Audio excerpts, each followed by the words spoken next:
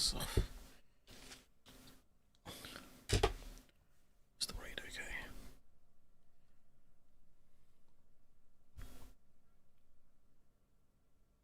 Oh, you can't see me because of my watermark. No, it looks fine. Very low res. Very low res. I'm on 360p for. Right.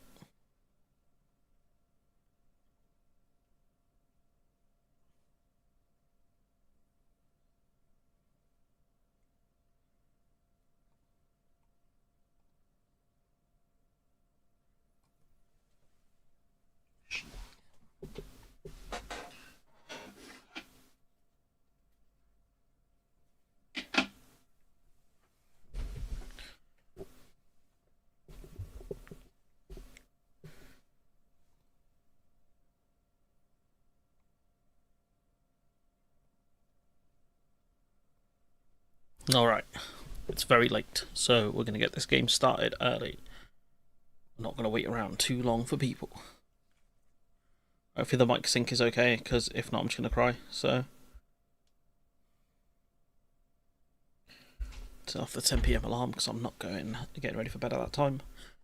So yeah, it's been a while guys, just been revamping my room. You can see behind me, you can see some red... Wait. No, it'll be this side. You can see some red lights. So I'm working on getting a nicer setup.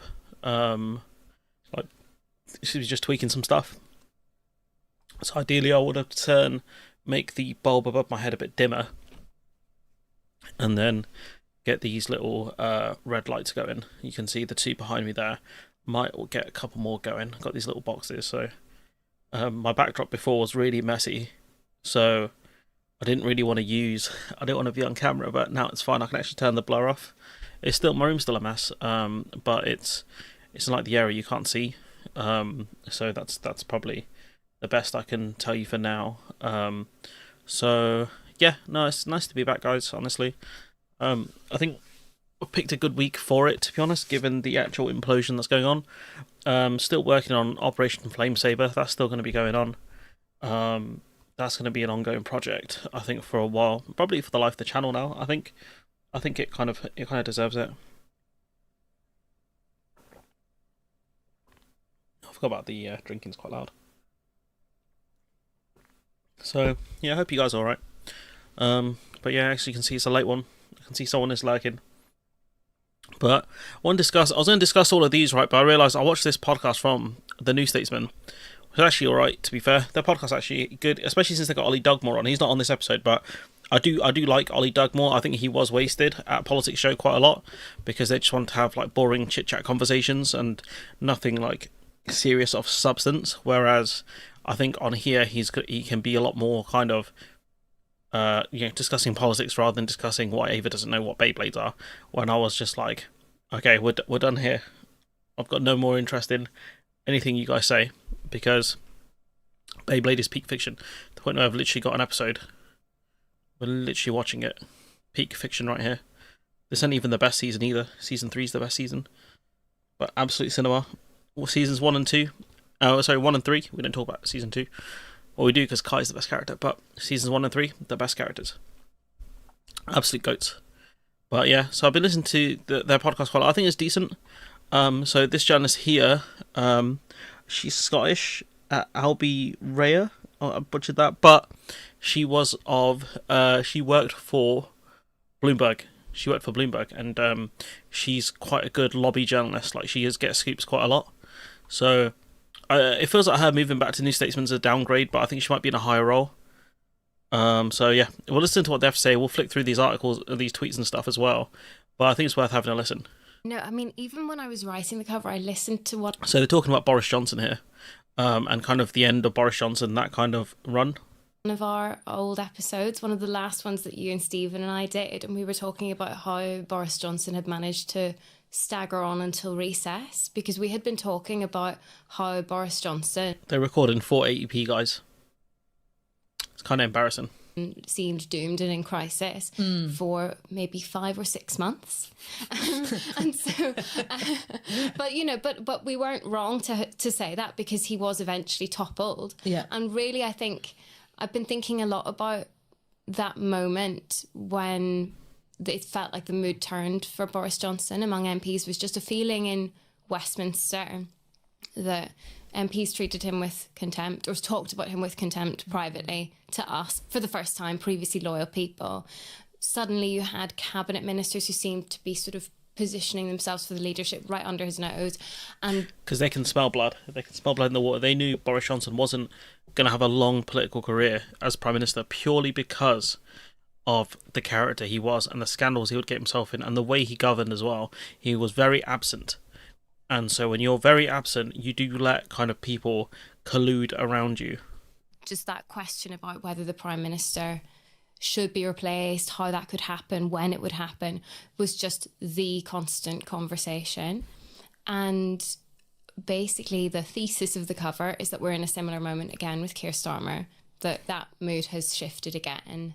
And I feel like maybe it's different. You know, Keir Starmer's not Boris Johnson, but with Boris Johnson... He's not as far off as you think. I think, you know, take away the fact that he can string a sentence together, take away the fact that, they both don't dress great. I don't know, they're both very absent. They both would rather the cabinet deal with stuff, rather than they deal with stuff. And they just kind of want to be the figurehead. So, I don't know, man. I think they're a lot more similar than people think. Both are massive manipulators as well. Once the genie was out of the bottle, it never went back in, even though we spent months talking about how his leadership was faltering, and yet he kind of weathered Partygate for months and months and months until the Chris Pincher scandal finally got him. So really it's the whole cover story is I felt, you know, for my first cover, I went to Tom, our editor, last week while everyone was really talking about the budget and two-child benefit cap, and said, I think that we need to say that... These are really important things, by the way. The budget will be, will be one of the things that I think that really damages the Labour Party because of the fiscal rules. And, you know, like, I want to take a victory lap on a lot of the stuff I said last year because I think it's important, because I think I deserve one for a start. But also the fact that a lot of these people who paid a lot more than me, who have careers out of this, could not see what was very obviously in front of us. A man who was desperately willing to throw others under the bus in Keir Starmer. Same thing with Boris Johnson. You know, able to throw anyone under the bus. Didn't give a shit who you were. You know, they're much more similar than you think. And it was very obvious when you saw the fallout of the Hartlepool by-election. That's for me when it clicked that this guy is not all here. You know, the fact that he lied to the membership as well, very snaky. But we've seen that move before from Tony Blair. But his ability to just get rid of camera. Oh, I wish I put the camera on that side. But his ability to just go after his own colleagues and his own subordinates is just crazy to me. Yes, and it felt like we were going out a little bit on a limb to sort of just call it as we see it. Keir Starmer's leadership is, you know, he's in trouble. Even if it doesn't look like that publicly, privately, it feels like the bottom has dropped out of his support in Parliament. There's just a feeling the leadership chat is constant. We need to call it. And then by the time we were actually going to press, it felt really timely because it's all completely blown up. Number 10 kind of did us a favour, confirming the thesis, saying Keir Starmer would fight a leadership challenge and pointing the finger at Wes Streeting, saying he... This was one of the dumbest moves in the history of the game here. You know, the fact that he said, you know, I'm ready to take on any challenges. That indicates there is someone who is willing to challenge you. When you're Prime Minister, no one is meant to be able to challenge you. When you're the head of the party, no one is meant to be able to challenge you because you're that good. There's no reason to want you gone. He's going to launch a coup. Perfect timing. Perfect timing. Brilliant. Well, thank you so much, number 10, and the people there who are listening. Done us a favour. And there are some really extraordinary quotes in your piece. Before we go on to the leadership question, one MP says, if the Parliamentary Labour Party's relationship with Keir Starmer was a marriage, then they're at the staying together for the kids stage, which I thought was a really good line. And an aid... And I think that's important because they want to have, you know, looks like a united front, because the fact that, you know, a divided party, according to most people, doesn't win elections, but also the fact that they are going to be worried about looking like a person who shivved their leader. as well. This. I want to use the word disloyal here, but a lack of loyalty is one of the things that is no one likes that. No one likes a snake. Told you unless they're playing Metal Gear. Referring to Keir Starmer, doesn't understand politics or the Labour Party. He doesn't have He doesn't understand politics or the Labour Party, guys. What? That's crazy. Who could have said that? He doesn't understand politics. What? Vision. He's a terrible communicator. No vision, like wonder. I've been making that joke for over a year. A year, guys. I think I've been making that joke for 2 years. He's got no vision like wonder. We've always known these things about him, but we put up with it when we were doing okay against the Tories. Which is what it's all about. It's all about just winning. All they care about is winning, which is the job of a political party is to win. So you put up a united front when you're when it's a match day, when it's time to battle. But as soon as you've won, that's when all the division starts. It's what's victory meant to look like? How do we divvy up the spoils of victory, all of that stuff. Now we're in chaos mode. You even saw the Tories kind of try and unite around Rishi Sunak. Wasn't great during the election, but ultimately these guys are lost because they backed the guy who they thought would win, but they never thought about what would come after that. And that's what I always told the audience. I always told you guys the same thing, which is, what does a victory for the Labour Party look like? Especially when you talk about the fiscal rules, the fact that they didn't want to get rid of the 2-child benefit cap. What did I tell you guys? This is not going to end well. I mean, there are so many other spicy quotes in there, but I just wanted to bring some of those to our listeners' attention. And I don't want you to reveal your sources, Alva, of course, but can you give our listeners Is her source Senator Armstrong? A bit of a sense of how these conversations come about, and also about whether you feel that they mark a change in the way that your contacts have been speaking to you about the situation over the past few months? Definitely. So I don't think I'm revealing too much when I say that there was a particular MP, there are 405 of them, so I don't think this is too revealing. a month or two ago, when that reshuffle had just taken place and MPs felt kind of alienated by the new operation in the whips and various changes. And this is just sort of right after the Peter Mandelson stuff. An MP who's normally almost boringly loyal, dare I say, where you still chat, but you sort of don't expect to get much that's that revealing. An MP just sort of summoned me into their office and said, I'm so sick of this, I'm done sort of pretending. I'll be really helpful to you from now on. Oh, wow. So it could be someone who's got leadership potential that's doing this, because why else would you bother briefing against it? You just become apathetic at that point, unless there was a point to you winning or you really hated Starmer. And I would say there are lots of people like this, hiding in plain sight, not being approached by the whips, not being taken in for their breakfasts or their lunches or their one-on-one chats with the Prime Minister, because they're seen as the loyalists. Now, this is not just the sort of obvious rebels.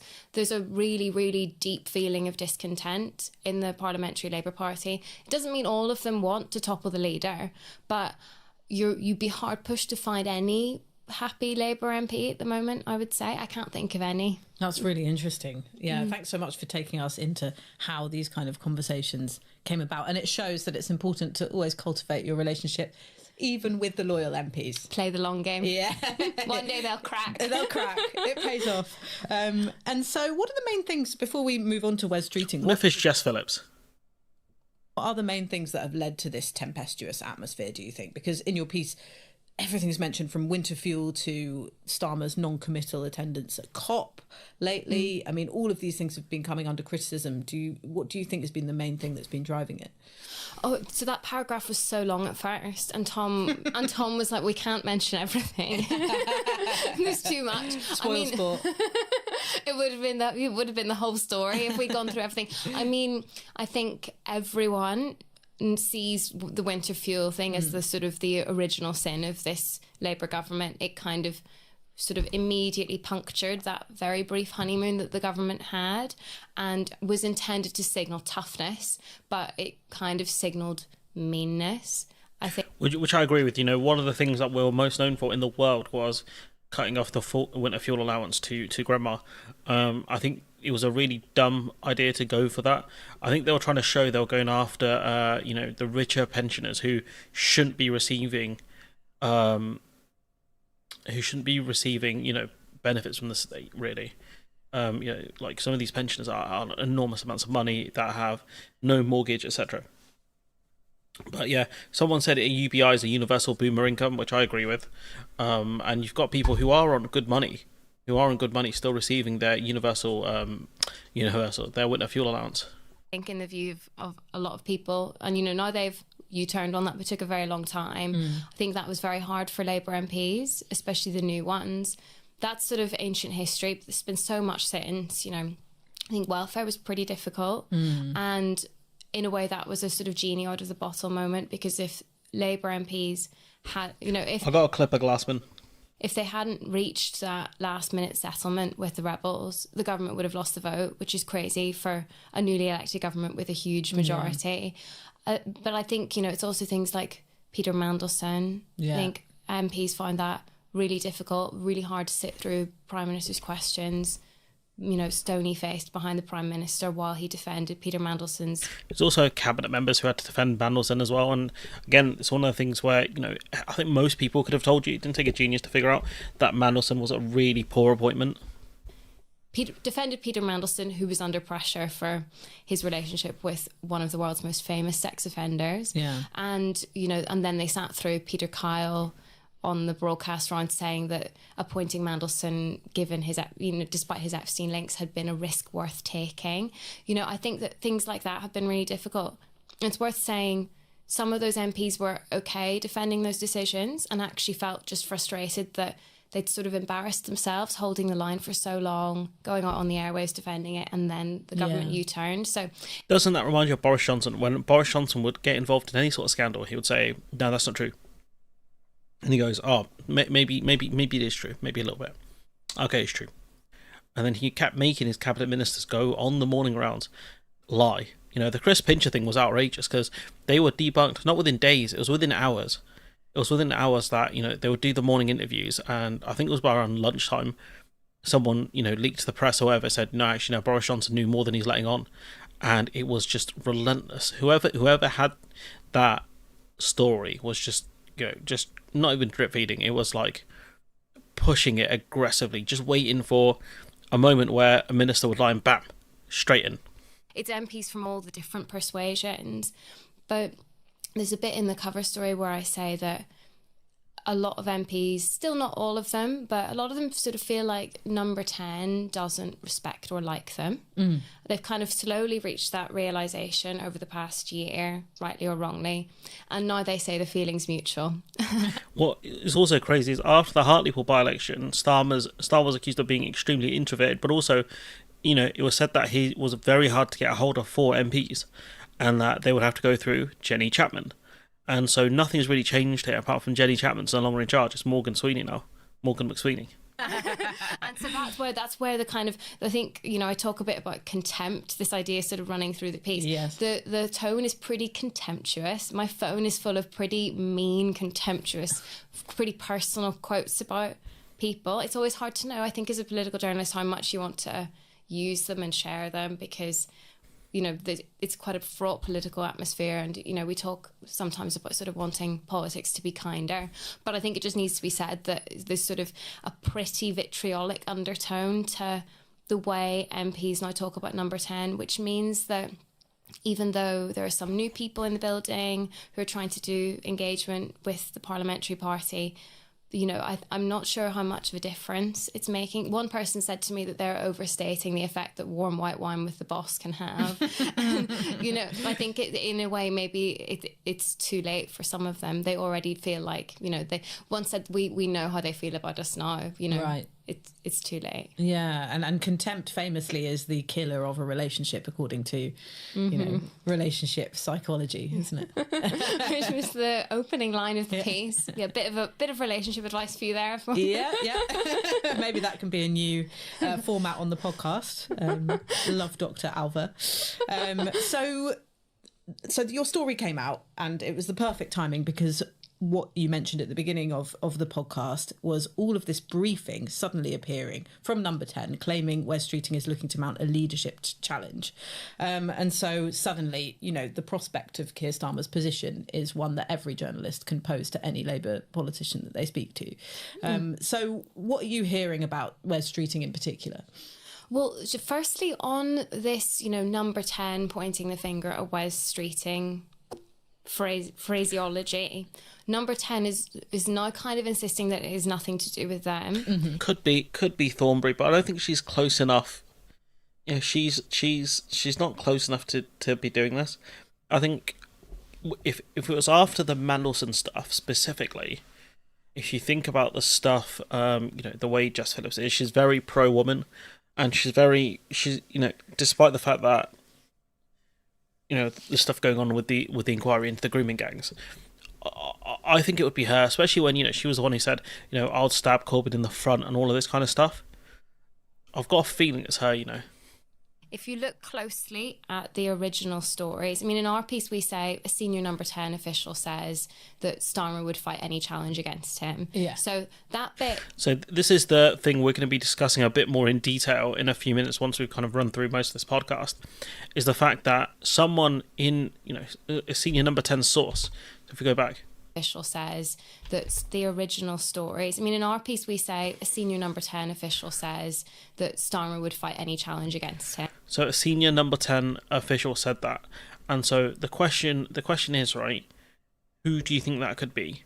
So for them to run with this story, for journalists to run with this story, it would have to be a very credible source, very credible, similar to how Dominic Cummings had direct message connections to Laura Kuenssberg and Robert Peston, to the point where Robert Peston wanted to double check one of some of the bits of information that he got because it wasn't from Dominic Cummings. That's one of the things he wrote in an article he had. That was Jess Phillips who said that, right? Yeah, it was Jess Phillips. Yeah. So that bit, lots of places have, if you ask a senior person, number 10, the question, there's just one obvious answer, and and in our piece they which was written before all of this, they sort of talk about the risks of a leadership challenge, how that would be destabilising to the bond markets, how the UK is seen internationally as a stable government with a huge majority, and MPs shouldn't rock the boat on that.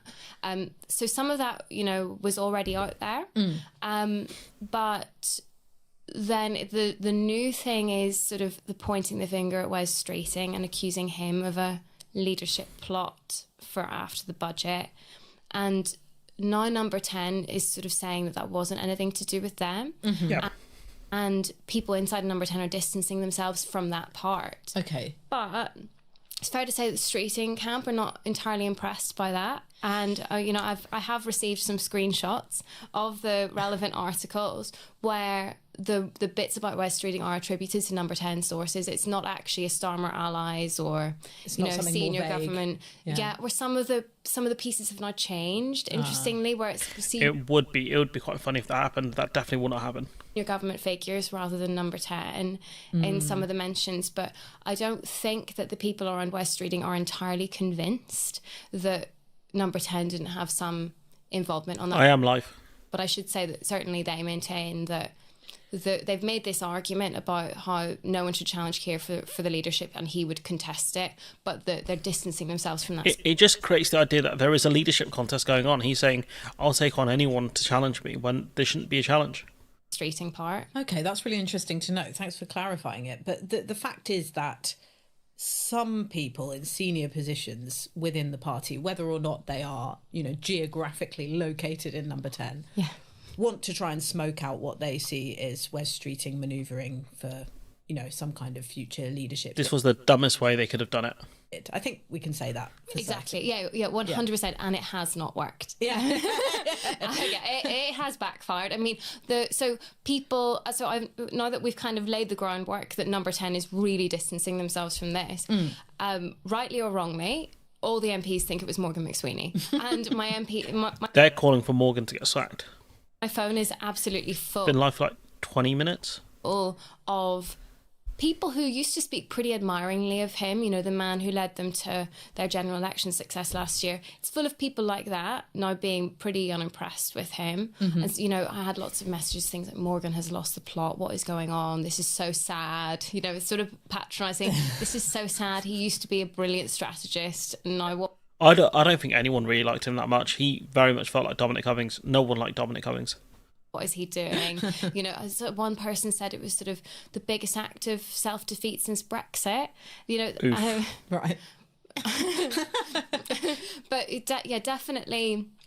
I mean, I don't think it's a coincidence that Wes Streeting had the morning round this morning. So he was due to face questions from journalists on TV and radio. I think that you could maybe deduce from the timing that there was an intention to force him on the broadcast round to declare his loyalty to Keir Starmer and to rule out a leadership challenge. And, several people have said, it was sort of an attempt, or it looks like an attempt to embarrass him and humiliate him a bit. Someone timed it just before he had his media round as well, because they predetermine who does the media show. So I can't, bro. Honestly, you should get 2 notifications from YouTube and that should be enough. I think with Streeting, they tried to... The idea was he would say, I don't have any intent to run for leader, and so if a leadership contest does arise, he would have to rule himself out, which is nonsense. It's absolutely nonsense. Michael Gove is the guy who said, I'm not fit to be leader of the party, and then still ran for leadership. But didn't work for him, though, but that's not the point. Wes Streeting is pretty good at the broadcast round. It's actually his probably sort of arena of maximum strength as a politician. And really, I think, speaking to a huge range of different people in the Labour Party this morning, I think that people think he sort of strengthened his position and, called for whoever had done that briefing to resign, said he was sure that Keir Starmer hated it and would want nothing to do with it. But that's quite smart, because what you're doing is you're baiting Starmer into making a decision where he either sacks someone or he keeps the guy, and it proves that Starmer is a fan of briefing. And so it kind of creates an open season on him a little bit. Actually, I think people think that it has really backfired, and certainly MPs that I have spoken to, I think, would be more inclined for a leadership contest now than they would have been 24 hours ago. Yeah, that's and really if anything, the whole prospect of a leadership contest, it's not top of the agenda. It was the 8:10 interview on... Yeah, I don't think he's making it to the end of next year. On the Today programme, our cover could have come out and Number 10 could have said, this is all kind of gossipy nonsense. But actually... now they're trying to ward off a leadership coup. In a way, they've fired the starting gun on a leadership contest. In a way, they've legitimised the conversation about it. Yeah, rather than saying this is just Westminster tittle-tattle and there's more important things to talk about. It's a week where they've started construction, I think, on a nuclear power plant, and all the conversations around his leadership position is crazy. Like, he's done this to himself. He's absolutely shot himself in the foot. And I mean, one person said to me, I think that there are still some people who try to make it about Wes Streeting and who maintain that he was plotting something, which he denies, and say, this was so pathetic of Wes. What was he trying to do? A few weeks before the budget, we would look so unstable. I think that some people are trying to frame it as Wes Streeting started this, we didn't start it. You didn't miss much. But I don't think to most people that is how it has landed. And the leadership speculation is not just Wes Streeting. There's so many names doing the rounds, and as you say, that whole conversation has been legitimised now. Go on, give us some of those names, Alva. Shabana Mahmood. Well, I know this is a whole separate cover story, so don't scoop yourself. Yeah, or a run of sort of 10 stories if we take them one by one. I mean, I think the main question is, who would the soft left candidate be? I don't know if they know, and I'm struck that when I speak to people in government or MPs, they sort of ask me what I think other people are up to. Would Angela run? Do you think Ed really wants to do it? What do you think Ed Miliband's apparently the favourite. Louise is up to? Does Louise Haigh want to be Chancellor? She wrote that sort of economic essay for the New Statesman not that long ago, which I read from my previous role. Is that positioning to be Chancellor, or actually does she want to have a go at it? The names doing the rounds: Angela Rayner, Louise Haigh, Ed Miliband, John Healy. Mm-hmm. Is he who's John Healy? Is he defence? He might be defence. Al Carnes, Defence Minister. Okay. Oh, maybe not. Miata Fambulla, but I think she's a junior minister seen as an Ed Miliband ally. I don't know who half these bands are. whether it would be, this year or, soon, or whether that's more for a few years' time. There's so many names doing around. And then Shabana Mahmood, the kind of the other big contender from the right of the party. I don't know if I'm forgetting anyone, but, there's just... Oh, and Lucy Powell, is she sort of a front runner? Is she a sort of stalking horse for Ed Miliband or Andy Burnham? Would she want to stand in her own right? This is the constant conversation in the Labour Party. But most of these are not that strong candidate-wise. I can't imagine Shabana Mahmood will win. Honestly, basically every conversation I have rattles through these names. Yeah. And If Ed Miliband can get to the membership bit of the vote, Ed Miliband will win easy. Red Ed redemption. With various bits of gossip about where their campaigns are or aren't. All of those people would deny that they are standing, by the way. I should emphasise. But it's just constant. So something that struck me in your piece, Alva, was how much MPs feel Keir doesn't want to know. There's that phrase that's used repeatedly. Can you elaborate on what that means? So I thought that this was this is very interesting, this bit. An interesting idea to explore, in a way to tie in with the idea that he maybe doesn't realise that a leadership challenge is looming. And obviously, as we came closer to deadline, it was really clear that number 10 did know that something is up and that has erupted. But I think that this is a theme that I've been sort of aware of for quite a while, covering the Labour Party, and it felt like a good time to just get into it. I think it's several things. I mean, there's obviously the way Keir Starmer doesn't really know how rude his MPs are about him behind his back, which is part of the fingers in the ears thing. But the other thing is just sort of the way he runs his team and the way number 10 is run. So going back even to opposition, a then shadow cabinet minister approached Starmer about something pretty important. I'm not going to elaborate. And felt that this was something that the leader just personally needed to grip. And he replied, I'm told, speak to Morgan about it. This is what I mean. He's very hard to get hold of. This is a member of his internal team. And they were pretty surprised by that. And then again, around the welfare vote, around winter fuel, a cabinet minister approached Starmer saying, I think that this could be really tricky. And he said, I'm told, speak to Rachel about it. Something financial. I reckon it's the 2-child benefit cap. I would put money on that. And so there's actually a bit of a theme. I've heard loads of other stories like that of cabinet ministers and other people thinking that there are issues that really he needs to grip personally, and him saying, speak to Morgan, speak to Rachel, speak to X or Y, and him kind of not wanting to know. Because he didn't want he wanted them to come up with a collective decision, and so that way things were dealt with. I've seen management like him before. Not good. And some of that is, as British Prime Minister, he's a pretty busy man. And it's a sort of, I put this as someone... But he was like this when they were in opposition. So this idea that it's just because he's busy doesn't make sense. Number 10, and they just said, obviously the British Prime Minister delegates, the country would fall to its knees if he didn't. So in a way, part of it is that everyone who works for Keir Starmer talks about, says things like, obviously Keir doesn't have much time to explain why Starmer hasn't really been involved in something, but it's kind of deep. He's got time to go to COP30 or whatever it's called, COP20, whatever. He's got time for all sorts of other nonsense, but he ain't got time to deal with some of these issues that people think are important enough that he should show some leadership. Deeper than that too, this is sort of like a lot of people have told me about how Starmer likes his advisors to reach a house view before they go to him. So he basically wants his cabinet ministers and his advisors to have already decided between themselves what the policy should be and then recommend it to him. So he's pointless then. He's not even settling disputes. The man's literally pointless. They're doing all the work for him and he's just tick boxing. And I'm told by multiple people that he doesn't really like adjudicating conflict between cabinet ministers or between advisors, which is kind of what happens a lot in government, and it is for the Prime Minister to make that call. And one person, inside number 10 said to me that they think that this system has ended up benefiting particular advisors over the past few years, because if he had a lot of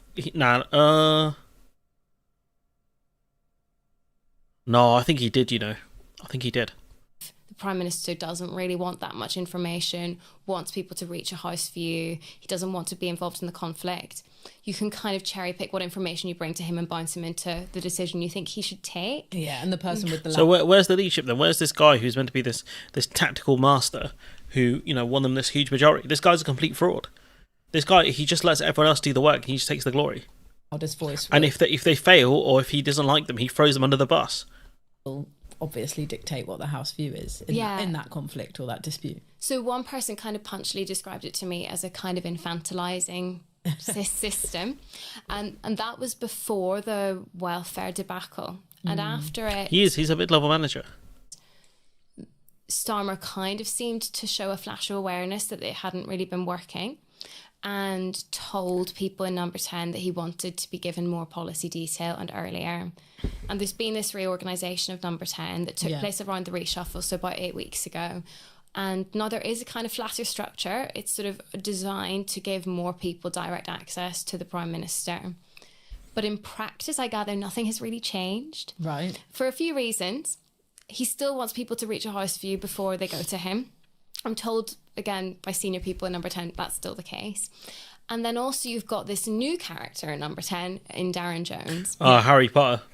This is the part of your piece that I found particularly interesting, actually, because Darren Jones, who we should remind our listeners was Chief Secretary. Yeah, she's a lobby journalist, I think, and she's very much in the know. I'm pretty sure I follow her on Twitter. I have done for a while. When she worked at Bloomberg, she got a lot of scoops for them, a lot. The Treasury, and then during this rearrangement of the team was brought into this new role, Chief Secretary to the Prime Minister, that didn't really exist as a role, and this was supposed to help what was seen as a sort of chaotic Number 10. But yeah, tell me what you've discovered about the way that his role is actually working. Basically, some senior people in Number 10 have quietly reached the conclusion that it's not working with Darren Jones. But Already? they don't want to tell Keir Starmer that. They've already, he's not been there for that long. He's been there for 3-4 months. There has been so much churn. I list in the cover story some of the people who have left Number 10 lately. It's quite a lot. There has been so much churn that this can't really be another example of, we appoint someone and then we change our minds a few months later. There's no suggestion that Darren Jones is going anywhere, but still people are having that conversation that it's not quite working. Starmer handpicked this guy for this role. He picked Harry Potter for this role, right? Within Number 10, create the new role for him, and then because other people have decided he's not good enough, they've decided to kind of strip him of responsibility and power. What kind of leader allows that to happen? He picked Harry Potter for this role. Isn't that? I'm told Morgan McSweeney likes having Darren Jones around. That's why Harry Potter's there. He likes working really closely with a politician. You know, during the election campaign, he and Pat McFadden sat side by side all day, every day. Not always talking, but sort of just really, really like sort of two heads together working on everything. And before that, Morgan McSweeney had that with Shabana Mahmood, who was campaign coordinator for a few years. So he likes that. And now he has that in Darren Jones, someone to work closely with. Another person did say to me, there is another politician inside Number 10 who should be doing that with Morgan. Another elected representative. And so, you know, there's clearly not that close bouncing ideas. So he's letting Darren Jones deal with a lot of the spade work by the sounds of it. Off each other relationship between Morgan and the Prime Minister. Yeah. Because, again, Starmer doesn't have much time, as they all say. So I think Morgan McSweeney, people around him say that he's liking the new arrangement, but I think that Darren Jones is putting noses out of joint. There have been some personality clashes.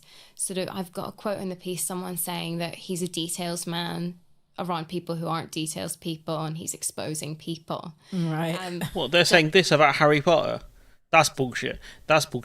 He's probably leaked that himself.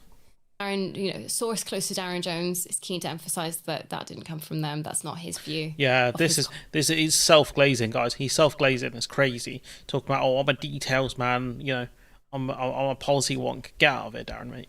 This is the guy who said, he talked about cutting disability benefits, right? This guy who called it pocket change. You're a details man. He had to roll that back. Details man, huh? colleagues. But certainly he's been shaking things up inside Number 10. I was telling you the other day that Mandelson's no longer there, so it wouldn't have been Mandelson. He has, and she specifically mentioned an MP. Mandelson's not an MP. Sort of toggle thing, where he's a big believer in live data. Yeah. So he has things in the middle of a meeting. He will have various sort of literally toggles that he can move, where if you move the amount of investment or you change the timeline, you see how the graph changes, or you see the live impact assessment. And I think it means that, you know, officials or other colleagues of Darren Jones can, you know, they used to be able to say, oh yeah, we'll take that away and we'll test that for you, and now he can say, no, let's test it now. And I think it's sort of just putting noses out of joint. And then I think, yeah, if you say we'll test it later, it means you really don't want to deal with it. The thing is, like, they don't even know how good his formulas even are. Like, you know, they put out a thing saying, like, the reason why the UK's growth this quarter has been so bad is because of a cyber attack on Jaguar Land Rover. Like, our economy hinges on a car manufacturing company is nuts. I think that there's just the separate bigger thing of, you know, he was brought in to deliver on the Prime Minister's priorities and reform the centre and drive change through. And just a few other people have said to me, no one could really do that job. The centre is too hard to reform. Yeah. Difficult as well for someone who is a details-oriented politician. This is bullshit, guys. This is so bullshit. He's not a details man. Elected representative, so they also have to have, you know, public opinion and their constituents' interests in mind. But also that's all ministers that have to do that, though. One who's got his own ambition, right? He's seen as an ambitious guy, and that's the kind of thing that can also put noses out of joint, whether or not. So he's like every other politician ever. Not you have a special toggle or not. And that is another quote in the piece, you know, one insider saying, I don't think that they appreciated how nakedly ambitious Darren is. Right. I mean, you could argue that all politicians should be ambitious, but I think that there's a bit of a sting in that quote. You know, I don't think that it's a coincidence that Darren Jones gets these kinds of briefings when his previous job was to say no to people. He was sort of the Mr. No in the Treasury. He did all those negotiations, and it means he doesn't, you know, it means that I think that there's probably some baggage from, you know, even though those negotiations went sort of okay, I think that he doesn't have the easiest relationship with colleagues as a result of that. I'll be real, yeah, he seems like a guy, he's a bit of a prat, a bit pretentious. And you list a lot of the positions in Number 10 that have had so much churn over the past year or so. And now there's this contention over Darren Jones's role and all sorts of disquiet about the way that Number 10 works and that structure and coming to a house view. I mean, in the end, is there not a point where you start to blame the person making these appointments, the person at the top, rather than those around him? I think so. And I think that, I mean, to take us full circle, that's kind of what the piece is about. That today I have had a lot of messages about Morgan McSweeney, but in general I think that a lot of it is more strikingly personal to Keir Starmer himself. I think if there were any more briefings, or, you know, or if people just hear these, you know, these sort of briefings about Darren Jones, I think they'll just sort of think, oh, you know, we can't keep blaming other people. Yeah. You know, everyone kind of says, you know, there was a story about Chris Wormald, the cabinet secretary, the most senior civil servant, who was appointed by Keir Starmer about a year ago. Yeah. There have been these stories that he could be replaced. What? Why? Again, that doesn't inspire confidence in the boss, in his decisions. It ends up not really. It feels like he's just moving people for the sake of it and trying to appear like it's a reshuffle, like it's something new, something fresh, when it's not. You know, getting rid of Simon Case. Simon Case deserved to go, absolutely. Mr. Bring Your Own Booze and all this nonsense, right? But getting rid of a civil servant screams to me like this is a guy's out of ideas. Really reflecting on Chris Wormald so much as it does on Keir Starmer himself. Yeah, it's an irony, isn't it? Because one of the main criticisms about Starmer, particularly in opposition, was that he was too managerial, you know, that he wasn't charismatic enough. He wanted to lead Britain like a manager or a technocrat would, rather than a more charismatic form of leadership. But actually, it doesn't seem like he's that good at management from what you've been telling me. He was never good at management, guys. He was never. That's the secret. He was never good at management, and so he had no real redeeming qualities apart from he knew how to take orders well and listen to what his advisor said at the time. And he's very lucky in the fact that Liz Truss basically cooked the economy so bad, people said, we hate the Tories. On this podcast. Yeah. Perhaps he needs to be more managerial. I never thought that I'd be arguing that. Well, it just, with, for example, the chaos of the past 24 hours, that doesn't reflect well on him either way, whether he knew or didn't know. Yeah, exactly. Because, if he didn't know, why not? Why has he let this happen? And if he did know, if he seriously thinks that Wes Streeting is launching a coup against him, why is he still in the cabinet? He's just stood up at Prime Minister's questions and said that, I can't remember his form of... Have I joined the Greens yet? No, I'm not going to join any political parties. I'm not. That's I'm a spectator more than anything, but also like it's gonna affect it. First of all, it will look like I'm very biased towards Greens if I give them credit, which I don't want. But also, I it might make me, it might cloud my judgment. So no, I'm not. I've never had a membership in any political party, and I don't think I ever will. To be honest, I prefer being on the outside. I'm a spectator at best. I do this shit for the audience and for myself. I don't care about like joining a political party to do what. As much as I love going to Brighton, and because my friend lives around there, and I like to stay and check out the sites for free. I don't, as much as I love the city and stuff. No, I don't have any interest. I'd rather be an analyst, like a talking head, rather than a member of a party. I think it just clouds your judgment too much. And we've seen that in some people. There's no we. I'm not involved in this stuff. I'm considering leaving the country. That's fair. Go somewhere warm. I'm lucky my political party is a no-brainer. Is it the Reform Party? Because they have no brains. But he didn't agree with those briefings against Wes Streeting. But either way, it doesn't speak to his authority. And a lot of people have been saying to me that, again, the dysfunction today speaks to the dysfunction in Number 10 in the building. A lot of this would never have happened when X was there. That's a nasty one. Sort of people missing all those names that are listed in the piece who have left in the past year. Yeah. And just lastly, before I let you go, you lose a lot of experience, a lot of stability doing stuff like that. I've seen that, in person where managers get moved on and things just don't go right because the new people don't know what they're doing.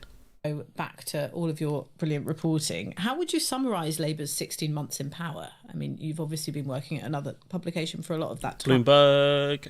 I mean, what conclusion have you come to so far? Do you think it's likely that there'll just be a one-term government? I know it's an unfair question, but I'd love to know. It's not an unfair question. I can't see beyond May in that I think that the lobby and the British media in general has got a bit ahead of itself because, this time in the last Parliament, when I was last at the New Statesman, Boris Johnson was, I guess by the time I was leaving, Boris Johnson was falling in the polls. But roughly at this point in the last Parliament, Boris Johnson was still doing well and Keir Starmer was trailing in the polls. Yeah. I think that we're kind of too early in the cycle. It's interesting. To be able to say definitively what the next election will look like. I mean, Keir Starmer probably won't lead the Labour Party into the next election. Kemi What? Probably won't lead the Conservatives into the next election. There are so many things left to happen that I guess I'm, I can see the polls like anyone else, but I guess I'm sort of not looking ahead that far. I think that the main thing is May. There's the budget and then May. And we should remind our listeners what's up for election in May. May local elections. It's a long game ahead it's a long season until we get to the major elections, the big games.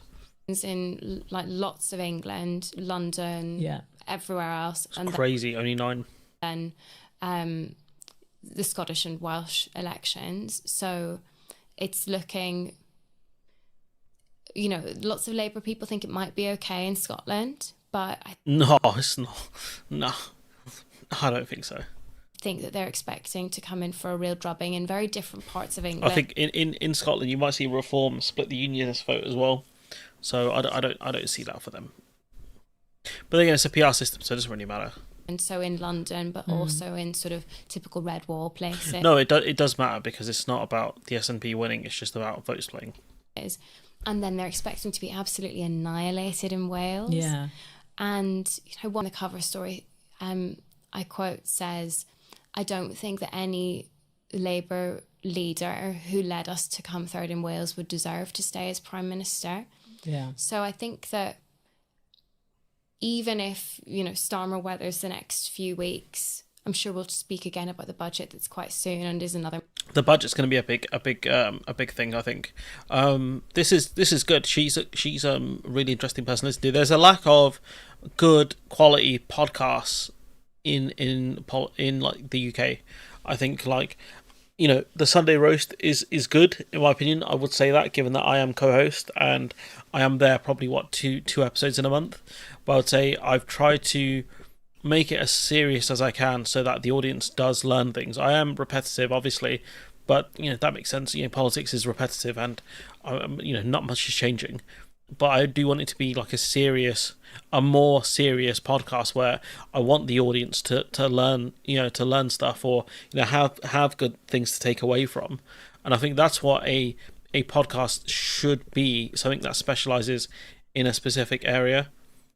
So, like the podcast I used to listen to for football was really interesting. I always used to learn lots of stuff from there, and now it's devoid into just chit chat nonsense and references I don't understand. And so that's what I want to avoid, I think, with the roast. And luckily with Alex there, we have very little pop culture in common, which is great. So it means I don't end up talking about Metal Gear and how cool Beyblade is and stuff like that, because he'll have no idea what I'm talking about. Which doesn't stop me talking about those things, but it helps. But yeah, so you can see from this one, it's kind of backfired. Starmer defies call for Chief of Staff, claiming briefing didn't come from number 10, even though it very much looks like it came from number 10. This is the original piece, I think, that came out about him fearing a leadership challenge. Where Streeting denies doing, any kind of plot with this. I'm a faithful. In fact, what you've seen from a silly number 10 source overnight. So he's blaming a number 10 source as well. Is probably the worst attack on a faithful since Joe Marler was banished in the Traitors final. He made that joke so often, it made me want to jump through a window. I'm treating it with the same level of seriousness that you are this morning. I'm very grateful that you actually spent a substantial amount of time talking about the NHS. That's what people care about. Yeah, We've got a great story to tell. Of course, yes, but and it's just very frustrating when you get this self-defeating nonsense. But people also care about the way the country's governed, don't they? Yeah. And this is apparently going on at the highest level, briefed by people close to the Prime Minister the night before. They must have known you were due to come on TV. And that's what I mean. They knew he was going to be on, and that's why they went for it, because they sort of made him look very, very weak if he didn't play out the way he did.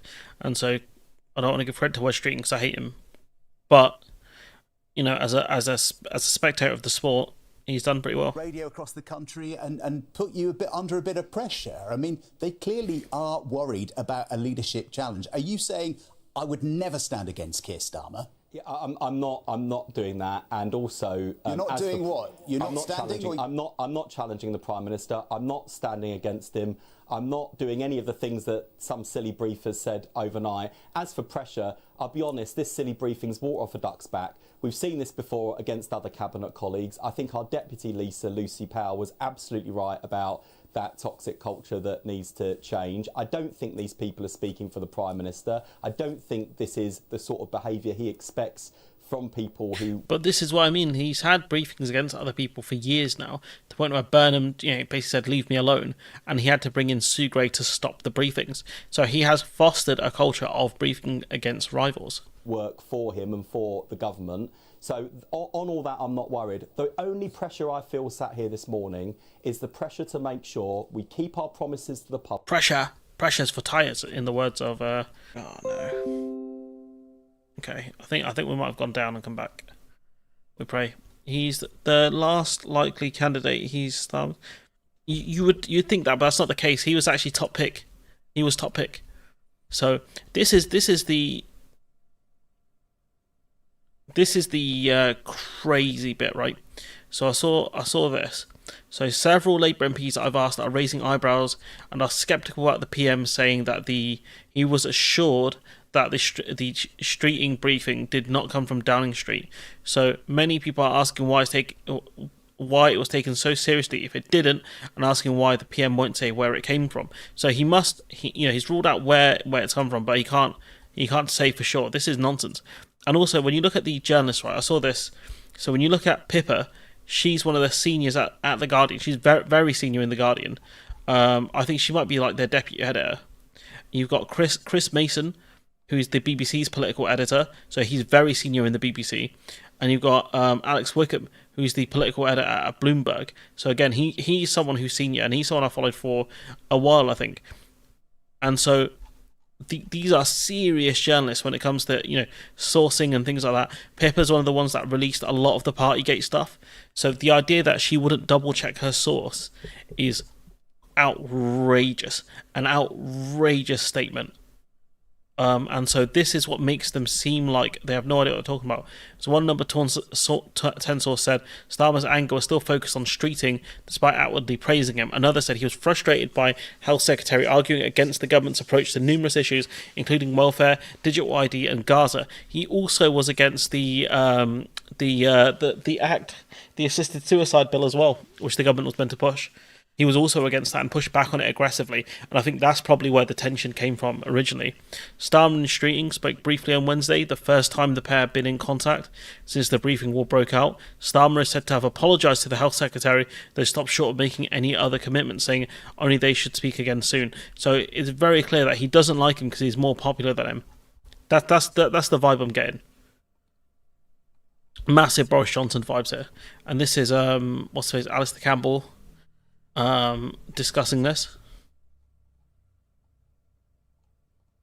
Grow up, do the job, understand that Downing Street is a really serious people where people should be doing serious things to make this country a better place. That is the job. So first of all, I mean, should Keir Starmer fire whoever was responsible for these briefings?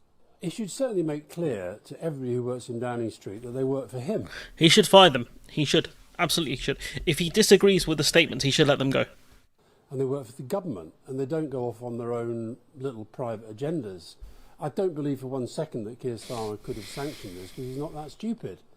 So it's up to him, but I certainly think if he knows who's behind what he's trying to do is intelligently tell them to change course. This, there's got to be a pretty severe talking to, I would say, and just get a grip, understand what you're here for, understand what you're meant to be doing. You should not have a situation where the Prime Minister goes into the House of Commons as he did today and has to be dealing with this nonsense. I suspect it's not a question of not being in control, but that he's got, as Wes said, there are people within Downing Street who run around thinking like there's some kind of modern day Machiavelli. Grow up, do the job, understand that Downing. Yeah. So. Again, it is. They've played this very badly. As much as I always say this, as much as I dislike Alistair Campbell, he's very good at politics. He's one of the few people who do understand things very well at a much higher level than I do. He's very involved. He was fairly critical about Gaza eventually. Yeah, he was. He's a shed. But when it comes to spin and the PR game, there's not many better than him. The only guy I'd put above him is probably Jose Mourinho. The GOAT. So number 10 sources say Morgan McSweeney will not be quitting as Starmer's chief of staff. He's done absolutely nothing wrong. He's not going anywhere. I can categorically say he was not involved indirectly or directly with briefings against West Streeting. So there you have it. He's not going anywhere. And so this is Starmer being asked at a site where I think they're building a nuclear power plant in Wales about all of this nonsense. Pat McFadden, I don't think... Nah. Decided to brief against one of your cabinet colleagues. You say that was unauthorised. That makes it sound like you've lost complete control of your Downing Street operation. Why don't you sack the person who was responsible for attacking one of your colleagues? First, let me be absolutely clear that any briefing against ministers is completely unacceptable. That's not a new position for me. It's a position I've adopted ever since I became Prime Minister, and I made it very, very clear to my team.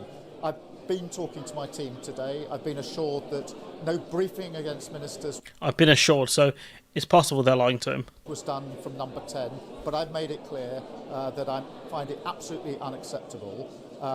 And if it So to be clear, transpires... you're saying it didn't come from Downing Street? I've been assured it didn't come from Downing Street, but I'd be equally clear that whether it's this case or any other, I intend to deal with it. If it didn't come from Downing Street, where did it come from, and will you sack the person who is responsible? Well, I will absolutely deal with anybody responsible for briefing against ministers, cabinet ministers or other ministers. I've always said that's the standard that I expect, and that's the standard that I will enforce. There's a lot of anxiety in your party about the budget and the local elections in May. Do you accept that they need to go well for you to... I think Morgan McSweeney will be there for as long as Starmer is. Or at least they'll go near each other, like similar times. ...retain the confidence of your party and the country? What I accept is that we were elected on a manifesto of change. It's from ITV.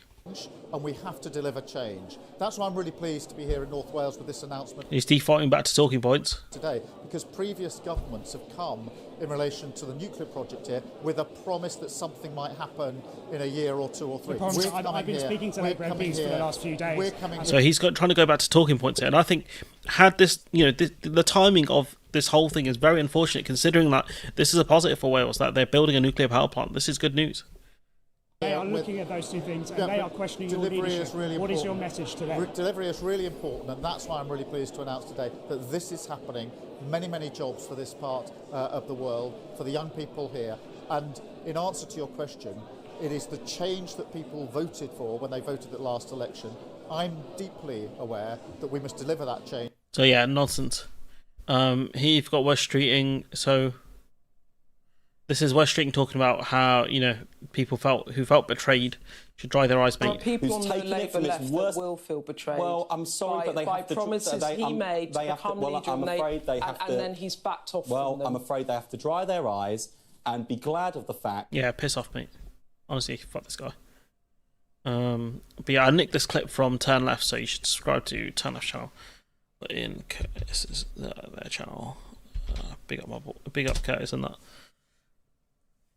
So I've nicked this from them because I was trying to find the clip, but I couldn't find it. This government has no clear vision, and do you agree with that? Yeah, sure. I mean, this is the problem. Nobody expected the Conservatives to disintegrate as they did. So this is the problem here. They had no actual plan, right? They had no actual plan for governance. That tells you right there. That's why they set up all of these these points here. There was no idea that they thought they would win. In 2019... Right, but I'm asking about your government now. No, I get it. What I'm saying is, I mean, I was part of that conversation. We thought we had two terms. The first one was to actually get rid of sort of racist and lunatic politicians in the Labour Party. So the first term was for a purge. And so, under the rules of most of these goons, right? I think the following party conference next year. That's interesting. Under most of the rules that most of these goons have, if you lose an election, you should be gone as leader, right? So they would have got rid of Starmer. He would have lost the election, got rid of Starmer. So he would have lost the 24 election, and they were looking at the 28 election, or 29 election, really, in order to actually win. So it would have taken them nearly a decade to actually be prepared to govern. That's why they had nothing set up. I.e. the Labour leadership at that time, we had to do a lot of work there. And I think the second term was going to be developing policy. I mean, at least he... That's crazy. The second term would be for developing policy. Guys, I can't. It's absolute cinema. They had no idea. When we kept telling people they had no plan, no idea of what to do, right? We kept, it's very, very obvious. They didn't know what they were going to do when they won. We're told... it's the Ming Vars, this and that, you just don't get it. You're a Tory enabler. You don't understand, Morgan McSweeney, the mad genius. And you're like, okay. Is the mad genius in the room with us now? Because I'm not seeing any intelligence whatsoever. This is what I mean, guys. Crazy work. And this from Jessica Elgott and Pippa, saying Keir Starmer's come under intense pressure from a wide range of ministers, to sack Morgan McSweeney, which we've discussed. But this is what I mean, like the sourcing on these stories is crazy. She's another one. She's a deputy political editor at The Guardian. You got here Pippa, who's the political editor at The Guardian, so she would be, I think, the most senior person there from a news perspective. So you've got, the sourcing on these stories has to be very, very good for them to publish these stories. Generally, they don't miss when it comes to this stuff. So, for them to publish a story like this, and for Number 10 to say, oh, no, it's not one of our guys, they're making this up, is, you don't want to piss off journalists because they can come after you because you're questioning their integrity here. And, you know, this person here, I can't remember who's this, the Labour Party chair saying she's met with Keir Starmer. He's going to investigate the leaks and the briefings. So we'll see how that goes. It's going to go absolutely nowhere. And Labour MP saying Wes Streeting's stock has increased even among the soft left. Honestly, I think at this stage a broad spectrum of MPs are willing to heavily compromise on ideology in favour of competence, emotional intelligence. I don't think that's true. But I think what's happened is Wes Streeting was top pick. He was the original pick for the Labour Party. Not for the Labour Party, for Labour Together. And the problem is their project got rushed because the Tories absolutely imploded. Like I said at the time, Labour Party didn't do much to win. The Tories just kept shooting themselves in the foot. They were just the biggest party that were there. Ed Davey, absolutely no charisma, no chance of him winning a majority. You had Carla Denyer, who's okay, but you had that other guy, Aidan Ramsey. No one cares about that dude. No one. Yep, in Scotland, we did tell folks that they had no plans. It was just a continuation of Tories. You know, like, we go back to that debate with Bowler Hat Man, and, you know, what was the score? Was it 100 and something to 4? Like, the predictions? Like, it doesn't make sense, guys. Like, how can someone be so wrong about a party they obsess over? Talk about the Labour Party in Sheffield and all of this stuff, right? What's bro talking about? He's washed. So I mean, then again, he's not washed actually, because you have to have been good to be washed. You have to be You have to be something to be a has-been. Some people just never beens. And he's even lost to Ian Dunt. I've always backed Starmer until now. Ian Dunt. Ming. It's crazy. Has they got the full article here? I might actually like cover this as a full article at some point. I probably won't, but I'd want to. West Streeting calls for number 10. Should we do it? Nah, the thing is, you got to be good to be washed. As in, you got to have been good. At some point, you have to have had a certain talent level to become washed. So I'm not seeing it. If you guys want me to cover this story, yeah, just post in chat, cover Ian Dunt. That's what I need. Just mention Ian Dunt in chat and I'll cover it. West Streeting, you know, he's called for them to be sacked. We've covered that. He's not calling for Morgan McSweeney to be sacked though, which is crazy if it was Morgan. Do you think Morgan McSweeney is responsible for the toxic culture in number 10? It could be a 5-head chess play. It could be an absolute 5-head chess play that it was Streeting's team that briefed the media. Oh, fuck you guys. I'm joking. It could be West Streeting's team put the story up, which would be, you know, absolute big brain. Do you think he should be fired? Alright, that's alright. Let's see if I can find it. Let's see if I can find the story. I should stop making suggestions to you guys, because you guys keep doing the exact opposite of what I want you guys to do. Like making me go to the what's it called, the Your Party conference thing. Back to Starmer until now. So I've not actually read the article. So what we're gonna have to do is I've not actually read it, so we'll go for it live together if you guys want, honestly. Yeah, we'll do that at the end. Keep you guys here for a bit. Alright, we'll do that at the end then. Oh, it's so bright. So yeah, you guys can. I'll give you that to you guys. Calling for them to be sacked. Then he says Morgan McSweeney shouldn't be sacked. This was always Streeting's plan. With his solid reputation as a Labour right-winger, Streeting even gives notice on how he'd launch a leadership bid. Attack left. You win the Labour leadership from the left, as I reminded Tony Blair from time to time. His pitch of 94 was not the Tony Blair 2007, so it's very obvious what you want to do. I know the name, but can't think of who he is, guys. What? Otto English. My guy, Otto English, the GOAT. Otto English. It's nice, isn't it? The quiet. So, Wes Streeting, you know, if he is going for this, he's, you know, he has got a plan in place, effectively, and you know, this is the positive side. This is what people should be discussing, which is them building a nuclear power plant, but getting jobs to the local economy, but also the training. Will there be any new skills or training courses to helping people prepare for the jobs this project will bring? This feels like a plant question. Yes, there's going to have to be, because the skills, I mean, I think I've been saying to those running this college, we're going to have a bigger college because, I mean, the skills, I mean, just to run through very quickly, we will need construction, we will need engineering, we will need nuclear skills, we will need computing skills, we will need business skills because there are business cases that need to be done, commercial skills, there'll be work. This is very good for this area. This is incredible. In security as well, for nuclear sites, it's a very specialist form of security. So the range of skills that's going to be needed, don't think that is a plant in question. This is just about construction or just about engineering. It's a much broader range than that. 100% is a plant question. 100%. Within construction and engineering, there'll be lots of different types of engineering and skills and construction skills that are needed. So we'll have to expand that. It would be a question like if you ask me, why is Kai the best character in Beyblade, or why do I love Metal Gear so much? Yeah, it's a plant question. It's such an easy layup. Either at this college or elsewhere, because it's a real opportunity to have young people come in, get the skills that they need. And already I hope some of you can start thinking, what element of engineering or what element of construction would I be most interested in? Because it won't just be one sort of construction. The AI growth zone piss off. Is different to the nuclear zone. We'll need different skills in both of those. So a much wider Please go for the nuclear zone. Range of skills. A sort of wider range of opportunity, I suppose, as you're trying to think, well, where would I want to put my... Yeah, I mean, this should have been what the week's about here. A very boring week about a nuclear power plant in Wales that I'm excited for. This is what should have been what everyone was discussing, because the amount of jobs it'd create and the amount of help it'd do for the local economy would be incredible. You know, you're talking about jobs, essentially jobs for about 20 odd years, because these nuclear power plants last for a while.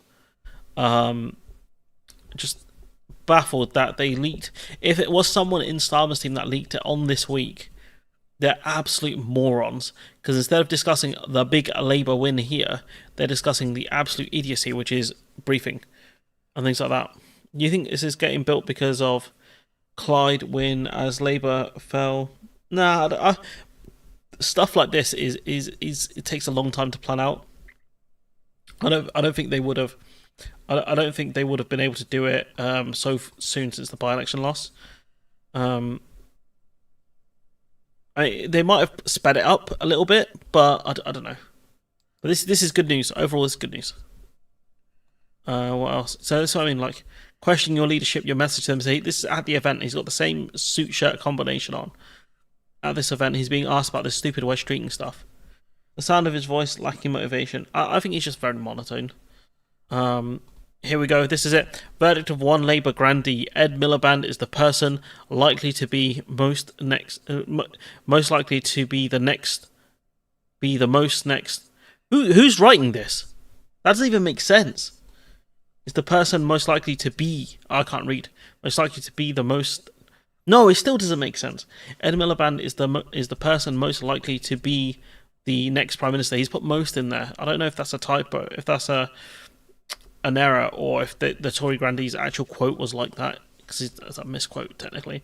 Senior editor, politics and good morning call author of the New Statesman. Sentence don't even make sense, looking at us.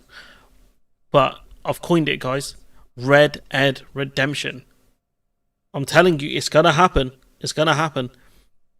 And I'll be there, no matter what, telling you how. I can't even say he's washed. My goat can never be washed. So I'm telling you guys, coin it 2026, Red Ed Redemption. If Ed Miliband sees this video and wants to take that phrase, I'll let him have it for free. Red Ed Redemption. Absolute cinema. So yeah, you got this bozo. This is another big story. This bozo here talking about how they are probably gonna have to raise taxes. No, they didn't have to make those commitments at all. I doubt it moved the dial in the slightest. So are you frustrated that this has now become this enormous political issue because she's going to have to break the manifesto? We probably are going to have to make the manifesto commitments. She shouldn't have made those commitments, but look, we are where we are. She shouldn't have made those commitments. And yet it was obvious to everyone these were a bad idea, that were going to be unsustainable, especially given the fiscal rules. We all saw this. We knew this to be true, and yet you still pushed ahead with this nonsense. And where we are is probably going to have to raise taxes, probably income tax in the budget. But we're going to have to do the right thing, and we're going to have to make sure we build up enough fiscal headroom so that people know that this is the last time and the last budget. The last time. You said this last year. We heard this one before. Stop me if you heard this one before. Yeah, you should have stopped me because we heard this one before. You know, that's what she said. It's a once in a lifetime, whatever tax on businesses in order to fund the NHS and stuff like that. We have to make difficult decisions, and we need to continue all of the work to ensure that we get the British economy. Utter woke nonsense, mate. Utter woke nonsense. That's what this man is. And then, yeah, I want to discuss this story. This is quite important, actually. Do you think it's changed at all, or do you still think that if you're a celebrity, you are there to be papped, and no one gives much of a damn about the truth? It's about selling the picture or selling the storyline. I think it's got worse. I really do. And I think the worst thing that, I mean, Matt Hancock did quite a lot I'm going to scrap stamp duty. They'll have to replace it with something. of things, so it's not the worst thing. But him to stop the second part of the Leveson inquiry, and then Labour to get in. I met Lisa Nandy, and she cried when she heard my story. She's done. So, Caroline Flack, Christine Flack. Oh, I remember this. I remember her. She was on Love Island, yeah. The government for cancelling the second part of the Leveson inquiry. And this is what I mean. This is one of the things I discussed with you guys, because there was a story that came out just before the election. I think a couple of days before that, they weren't going to do Leveson 2, and that's how they got certain endorsements from conservative leaning papers. So this idea, I hear Graham Hughes talk about, they need to implement Leveson 2, and it's like, mate, they said they weren't going to do press reform because they're scared of the press. That's why they won't do it. That was the agreement they did. So for you to constantly, for this guy to talk about who is and who isn't a Tory enabler, and who is or isn't, helping the Labour Party or whatever, right? And what Labour should do, you're the guy who voted them in and gave them, essentially a blank check to do whatever they wanted, and you didn't get one of the things you wanted, which is Leveson 2, because they ruled it out. Nothing. We met her as a group of people saying, look, we need the second part of the Leveson inquiry acted upon. For everybody, not just celebs, for everybody. And journalists were with me. That's the horrible thing, that people think I'm against journalists. Like yourself, I worked for a regional newspaper for 30 years. I know there's good journalists. I know what the standards should be. But I think the same standard should be used in national press as well. So, yeah, I mean, why do you think when you met Lisa Nandy, she wasn't interested in a Leveson Part 2? I think she was interested. She found it very hard to give us a reason why they couldn't, act upon it. I'll tell you why, because they're scared of the press. That's why. The knives will really come out if they push Leveson 2. Well, scared of the press. But yeah. Yeah, they didn't want... I don't think this government, I'm so sad about it, that they're just as scared of the press as the previous. No, this guy's an absolute buffoon. They could do a new kind of inquiry then. A new kind of query. Inquiry. Cancelled by Hancock 2018. Previous administration, yeah. They could revive something similar to it. Alright, and now you guys wanted me to discuss this stupid article from this stupid bozo. So let's have a look. A week is a long time in politics. If you asked me a week ago whether Keir Starmer should remain Prime Minister, I would have insisted that he should. This morning, the answer is not so clear. What we can say with certainty is this number 10 is behaving in the most irresponsible, inward-looking, solipsistic, is that a word? Self-interested manner imaginable. It is an embarrassment to watch them do this, and a betrayal to those who are relying on them to demonstrate grown-up government. They were never grown-up, G. There were never a bunch of grown-ups, let's be honest now. That's what you deluded yourself into thinking. I would have insisted that he should. This morning, the answer is not so clear. What we can say with certainty, number 10 is behaving in the most irresponsible. I mentioned all that stuff. It is a play school tantrum in place of a functioning administration. Until this week, the ledge on whether Starmer should go weighed on the side of no. According to just you. Obviously, there are significant flaws in the administration's great big gaping inadequacies which urgently needed to be addressed. Like what? Why didn't you name them? But the man had just won a general election with an unprecedented 411 seats. Replacing him seemed mad. But the thing is, he was always a fraud. It's the Tories that gave up the lead. The route to a Labour victory at the next election does not lie in leadership bids, or talking about asylum seekers, or embracing the culture war, which is something, again, I've warned Labour about repeatedly. It lies in demonstrating that a stable, competent government can improve people's lives, repair the economy, and rebuild public services.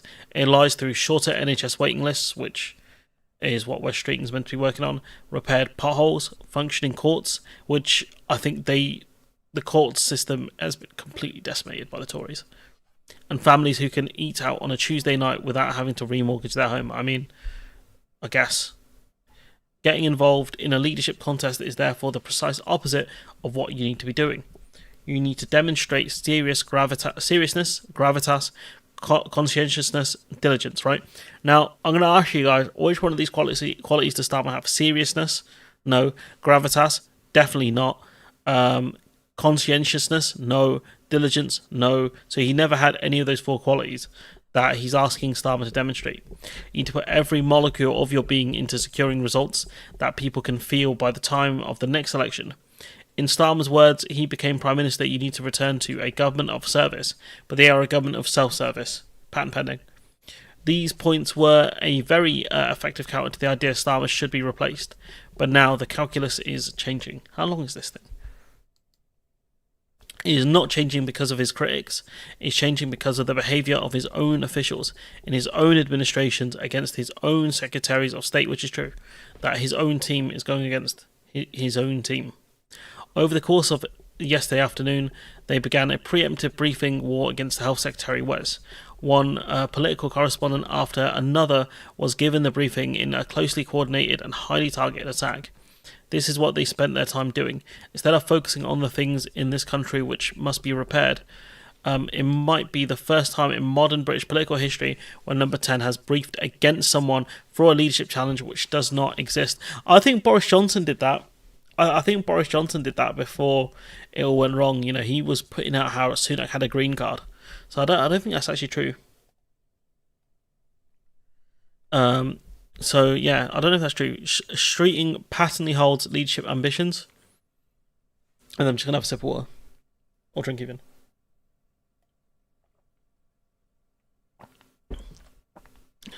He should do. He's competent, plain spoken. In any bid for the leadership, he would be a de facto frontrunner.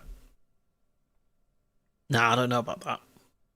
He has raised his profile in recent months, but only in a completely typical way for a politician, and well within normal parameters of loyal behaviour.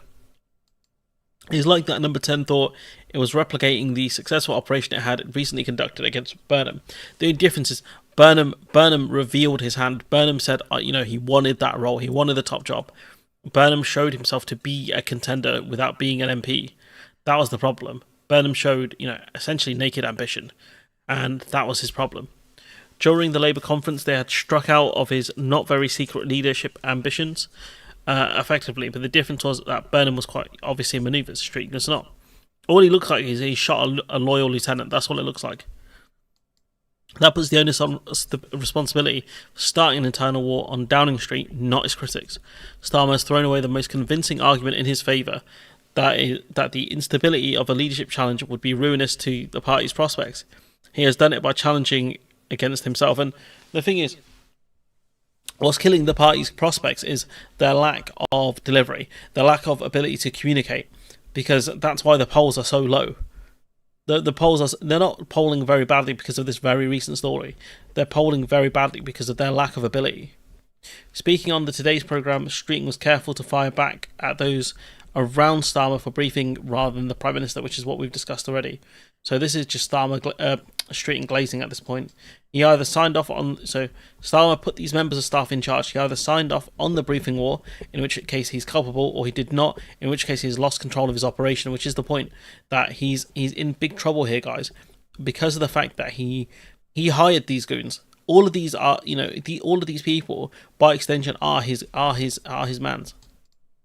To have entered into this kind of madhouse, Westminster squabbling so soon after an election with such a majority, when the country urgently needed serious government, is simply unforgivable.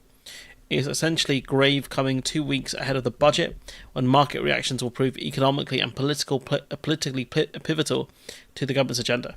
Of course, none of this is in any way new. We lived through 14 years of it, an endless merry-go-round of Tory leaders and ministers engaged in perpetual mutual bloodletting, pausing occasionally for an election before returning to their nasty, which is true as well. A circus in place of a government.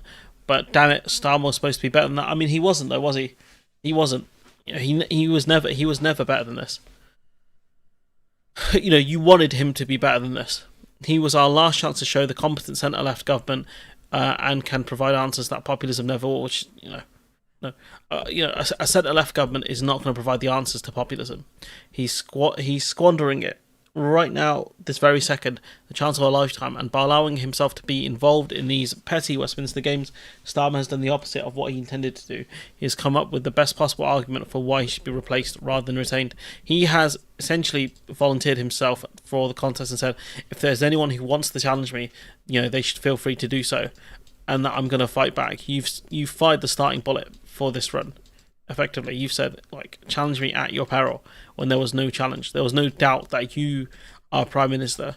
That all of that kind of all of the nice stuff they said about Starmer. There was no idea of him, getting pushed back against, and then he did it to himself. He has absolutely done this to himself. An absolute moron. I wouldn't be surprised, if I was going to say it's the five-head chess move, I would say that. Maybe it was Streeting's team, or maybe Morgan McSweeney really wants Wes Streeting to be in charge, and so that's why he set this whole thing up. But I don't think the guy's that bright to pull a stunt like that, because that would be a very delicate operation to put out a story like this under the nose of Starmer in order to boost Wes Streeting. You have to have absolute faith in Wes Streeting that he'll play his cards right. So I can't imagine that's the case, because these people aren't that smart. Even I wouldn't come up with a stunt like that. That'd be very, very bright. That's like something Lelouch Britannia would come up with. An absolute technical genius would have to come up with something like that. And these guys are not technical geniuses. These guys are just absolute clowns. But anyways, guys, we're going to leave the stream here. We're going for about 45 minutes longer than I expected, so I need to get ready for bed. So I need to eat something, get ready for bed, and then try and wake up early tomorrow to go back to work and do it all over again. So I hope you guys are all good. I'm kind of, you can see I'm on camera. I don't know if you guys can see that at the bottom of the screen. No one's mentioned it, surprisingly, which is crazy to me. But yeah, so I've got my backdrop sorted. I've got these red lights as well, so I'm gonna hopefully do some more stuff to get them working, and so you guys will be able to see them a lot better. But yeah, man, it's good to be back. Flame Saber's in operation. I'll be kind of showing that to you guys soon. I just don't know when yet, because I've been busy. I've got a side project on someone else's channel as well. I don't know if I should be promoting it. I probably should be. So I'll put a community post up about that at some point, just to see how that goes, because hopefully, it goes well. When I saw the interviews before the PM, since I thought he was learning. He's an idiot, bro. I told you, it pisses me off. I told you the guy's a moron. I showed you exactly why he's a moron, and then somehow people come up with the conclusion of, nah, he'll change. He'll figure out. I saw No Justice posted a thing on Twitter. I'll show you guys quickly. I think I've got it here somewhere. Oh no, where is it? I'm sure I retweeted it. I don't retweet it. It was like the classic Simpsons thing where it was like, yeah, he's not the genius. Where's String? Annoyingly, I didn't do it. Maybe I bookmarked it. No, I don't have it. All I got this cool picture of Solidus. That's upsetting because that deserved a retweet. But what's this? What? Something else going on, guys.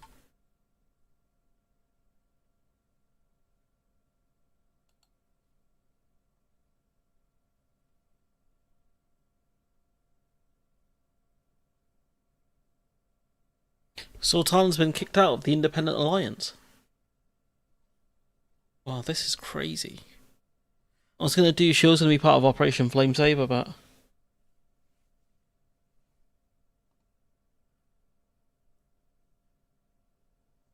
This is nuts. So your party's founding purpose is to Stand for the many against the few, Corbyn. Thousands of ordinary people have given their time and money to end this cultural war. A dedicated team of volunteers have been working on a shoestring budget.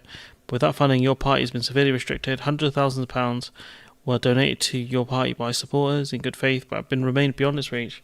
Extremely frustrating and disheartening. A small portion of these funds were today transferred to your party. This is insufficient. We'll continue to pursue them. So apparently she's transferred 200,000 to them, but out of 800k, I don't know why she's holding on to it. So, resolution to outstanding legal issues. Building a democratic party from the ground up was never going to be a smooth sailing. Some of the difficulties we have faced were inevitable. Our focus remains on... So you can see here she's not signed the letter. So Shokha Adam, Jeremy Corbyn, Adnan Hussein, Ayub Khan and Iqbal Mohammed. And so I guess she's not been kicked out though.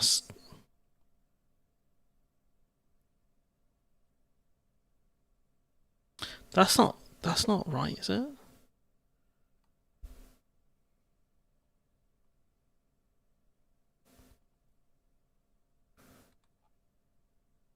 What? There's something. I'm missing something here, guys. There's no indication she's been kicked out, is there?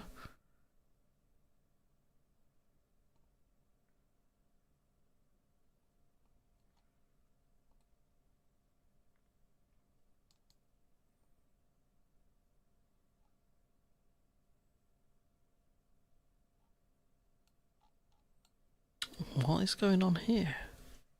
Sorry, guys. I need to see what's going on here. What is this about? I mean, I told you guys from the start this was bad. Like, I could see it from what was going on. What's the latest on this?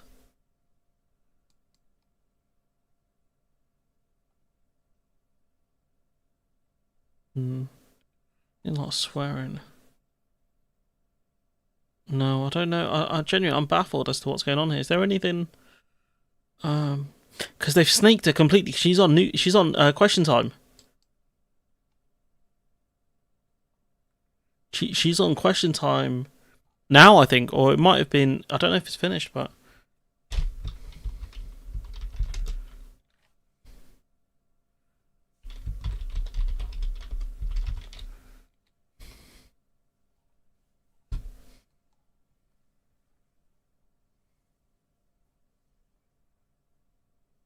We've seen legislation in Parliament that's been watered down. For example, I get some racist abuse, a lot of racist... Kevin Logan's covering it now. ...abuse, death threats, and I just know that Twitter will do... Do you know what his source is? Do you know what he's looking at? But what about the question? Yes. Banning social media for under-16s, which is obviously a big step. But I think it's a conversation about social media in general. But what about answering that question? Should we be following... I mean, this is nonsense. Like, she was asked a specific question and she's gone off on a tangent.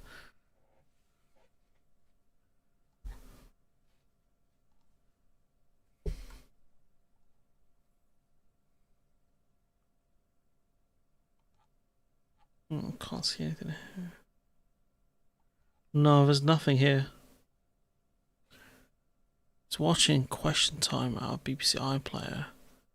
There's no. Have they mentioned that she's been kicked out?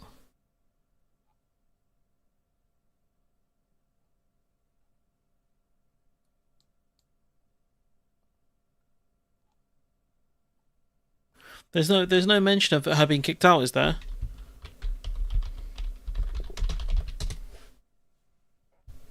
Because I think she's worded it. I think she's worded it really badly. I think Sienna Rogers, I think her name is.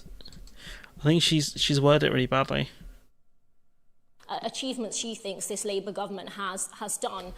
Since getting into power, it has retained the two-child benefit cap, keeping hundreds of thousands of kids in avoidable poverty that could be ended overnight. It has scrapped winter fuel payments for elderly pensioners. It has attacked... Kicking her out now would be nuts. ...disabled people and cut their benefits. And it has also enabled genocide in Gaza. So whoever is at the top of the Labour Party... Nah, she smoked it, to be fair. They are all responsible for everything that I've just listed. And I was really proud to vote against all of those things, because those are things that we should all be opposed to. Austerity, enabling genocide, and that's what this Labour Party has become. Look, since we've got you on here, it's the first time you've come on the programme, we're very glad that you have. Let's just talk about your party for a minute. I mean, even before it got going, there was threats of legal action between you and Jeremy Corbyn. There's this issue of thousands of pounds, if hundreds of thousands of pounds. Fair to say there have been teething issues. Well, that's one way. It's complete nonsense. It's just she's fumbled it so badly. Of describing them. Yes. It's a clown show. I mean, possibly verging on the understatement. Well, if you look across Europe and you look at the emergence of new left parties, it's not an easy, slick process. It is a democratic... Like what? Which other parties are having the problems you're having? member-led party, and of course when you've got people who are very passionate, sometimes there are regrettable things that happen, but what we have to focus on is that over 800,000 people initially expressed interest in your party. That tells me that the status quo and what the Mate, it was a free mail listing. People signed up to a bloody mail listing. establishment politicians and This is nonsense. the established parties on She's at grandstanding. the same time, the super rich in this country, the top 2010 energy conservatives. She's grandstanding.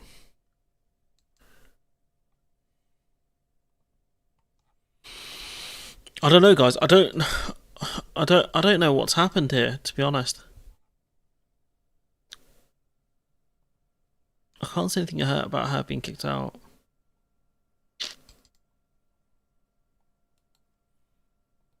I don't know why Sienna Rogers has worded it like this, though, but she's quite good.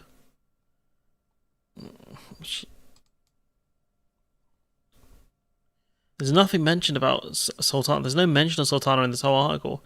Source close to Sultana says she wasn't informed she was being kicked out and thought she was a member till seeing this. What?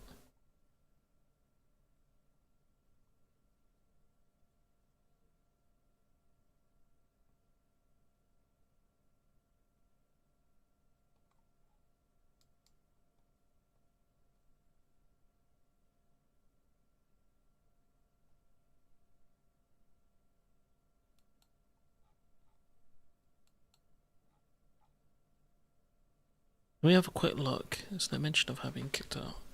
Let me see if she might reply live. There's no mention of...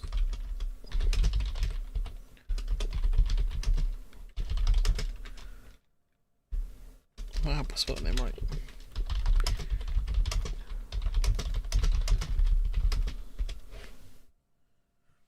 Bizarre. See if there's anything else. It's going to be a bit brave because I'm going to be... I'll scroll the Twitter on the other page. You guys can look at this picture of thingy.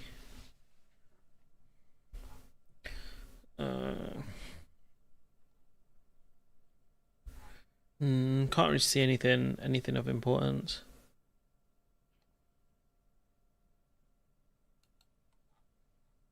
Stuff on Shogun.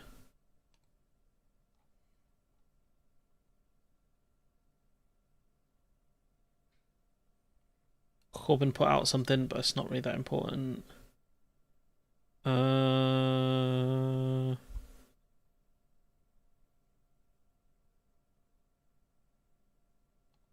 People talking about Starmer getting a dub. I mean, not Starmer, even thingy Ed Miliband being able to win pretty easily.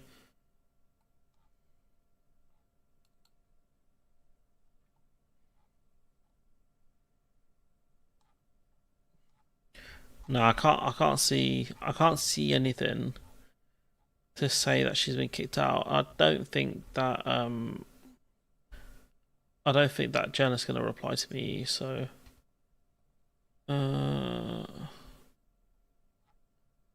bizarro world, honestly, just absolutely bizarre. I don't know where she got her information from.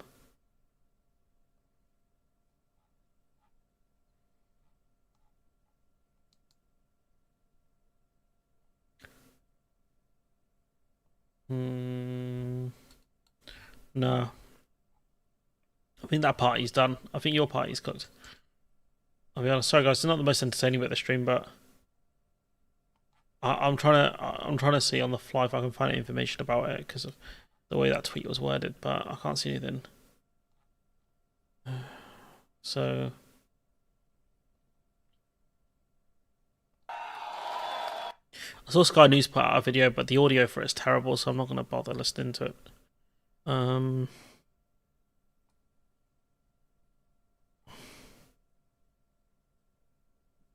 Yeah, I think the Greens are going to win. So she's apparently her group thing got like 800k in donations, and so she's given 200,000 to the main bit of your party, but they want the full amount because politics is expensive. Yeah, I don't think Bevan would be very happy with Sir Keir, honestly. But yeah. Anyways, guys, that's me done because it's 11, so I actually have to really get to bed. So I need to eat and then go to bed. So I'll catch you guys some point soon. It won't be so long. I've just been busy, as you can see. Like I've got my new setup behind me. So yeah, it's been taking a while for me to build it. But yeah, guys, I'll catch you guys on the weekend. Hopefully, bye bye.